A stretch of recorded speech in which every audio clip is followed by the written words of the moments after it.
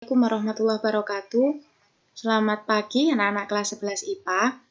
Pada materi kali ini adalah jaringan saraf, merupakan submateri terakhir di materi jaringan pada hewan.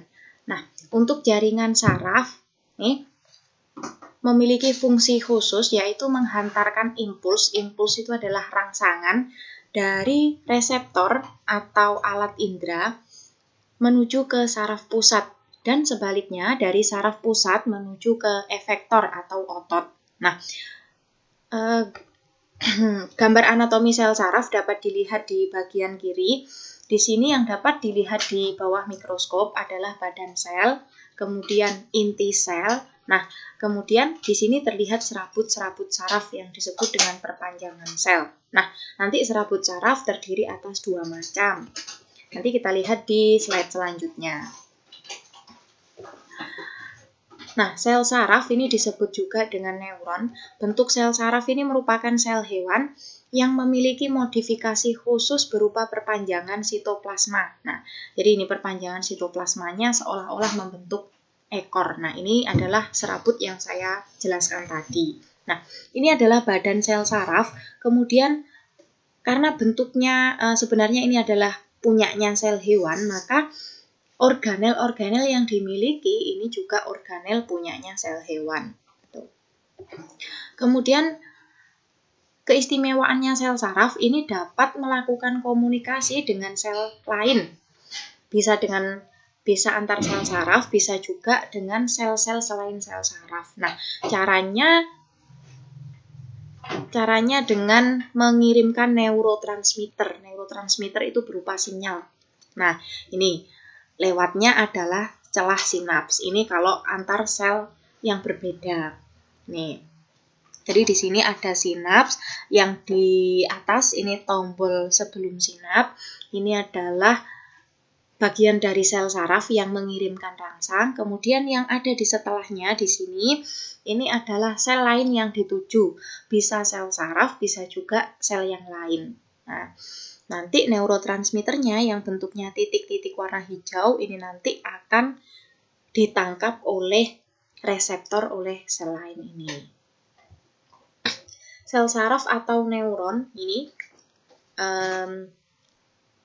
strukturnya ya terdiri atas badan sel dan sitoplasma dan dua serabut saraf. Nah, ini untuk serabut saraf dendrit ini yang pertama berfungsi mengirimkan impuls ke badan sel saraf. Sementara serabut saraf neurit atau akson berfungsi mengirimkan impuls dari badan sel saraf menuju ke sel saraf yang lain atau sel yang lain. Nah, bagian dari sel saraf yang lain yang pertama adalah selubung mielin. Selubung mielin ini merupakan lapisan lemak yang berasal dari sel Schwann. Fungsinya untuk melindungi akson dan menyuplai nutrisi. Sementara yang kedua adalah nodus Ranvier. Nodus Ranvier ini merupakan bagian akson yang tidak terbungkus selubung mielin. Nah, fungsinya untuk mempercepat jalannya rangsang. Nah, kita lihat. Nah, ini yang disebut dengan selubung mielin yang warnanya biru. Nih. Nah, fungsinya untuk melindungi akson. Nah, jadi kalau ada impuls yang datang, ini kan fungsinya untuk melindungi akson, karena kalau ada impuls yang lewat, ini kan potensialnya berubah. Nah, sementara nodus Ranvier adalah bagian akson yang warnanya merah ini. Nah, ini tidak terlindungi oleh selubung mielin. Fungsinya untuk mempercepat jalannya impuls melalui satu nodus Ranvier ke nodus Ranvier berikutnya.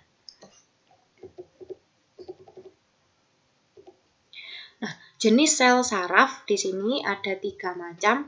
Yang pertama adalah neuron sensorik. Nah, neuron sensorik ini kita lihat kalau di sini misalnya kulit kalian atau salah satu bagian tubuh kalian tertusuk paku. Nah, maka rasa sakit dari tertusuknya paku ini nanti akan dibawa dalam bentuk impuls menuju ke saraf pusat. Nah, yang berfungsi untuk membawa impulsnya tadi adalah akson dari neuron sensorik. Ini adalah neuron sensorik.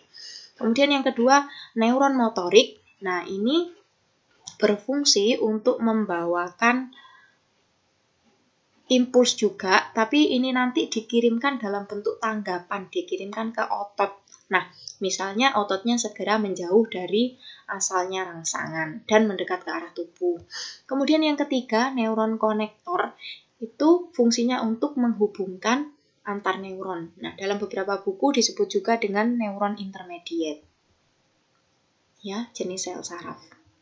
Ada neuron sensorik, motorik, dan intermediate atau konektor, yang fungsinya untuk menghubungkan sel saraf satu dengan sel saraf yang lain. Struktur neuron ini ada 3 macam. Yang pertama bipolar, nih seperti pada gambar. Jadi dendrit yang di bawah ini adalah dendrit, kemudian yang gambar di atasnya ini adalah neurit atau akson. Kemudian unipolar, ini seolah-olah hanya satu, padahal sebenarnya yang satu ini yang ada di bawah adalah dendrit, dan yang ada di atas ini adalah akson atau neurit. Sementara multipolar seperti yang banyak kita ketahui, nanti sel saraf itu sebagian besar bentuknya multipolar. Nah, untuk multipolar nanti seperti ini, dendritnya ada banyak sekali, kemudian ini neuritnya. Penghantaran melalui sel saraf ini jika terjadi masih di dalam satu sel. Nah, yang perlu diketahui yang pertama adalah polarisasi. Polarisasi itu adalah keadaan sel saraf saat sedang istirahat atau tidak ada rangsangan yang lewat. Nah, keadaannya ditunjukkan seperti pada gambar yang pertama. Potensial membran sel sarafnya positif dan sitoplasmanya ini negatif. Itu, membrannya positif, sitoplasmanya negatif. Ini dalam keadaan istirahat. Nah, kemudian ketika ada rangsangan datang, ini akan merubah polarisasi tadi, sehingga gantian membrannya yang negatif dan sitoplasmanya yang positif. Berarti rangsangannya masih sampai di daerah sini. Nah, rangsangan nanti akan bergerak menuju ke ujung sel saraf, ujung yang lain yaitu akson atau neurit. Nah, kalau sudah sampai di gambar yang ketiga, berarti ini rangsangannya sudah sampai di bagian tengah sitoplasma dan seterusnya begitu. Kemudian yang kedua periode refraktori, yaitu keadaan saat sel saraf sedang melakukan pemulihan. Nah, sehingga kalau sel saraf berada pada keadaan ini tidak bisa dilewati oleh impuls. Nah, ini jika terjadi di dalam satu sel saraf. Nah, sekarang jika terjadi antar sel, bisa antar sel saraf, bisa dari sel saraf ke sel yang lain, misalnya ke otot untuk memberikan tanggapan. Nah, maka yang dimanfaatkan di sini adalah struktur sinaps. Sinaps itu apa? Sinaps adalah pertemuan antara dua sel, ya.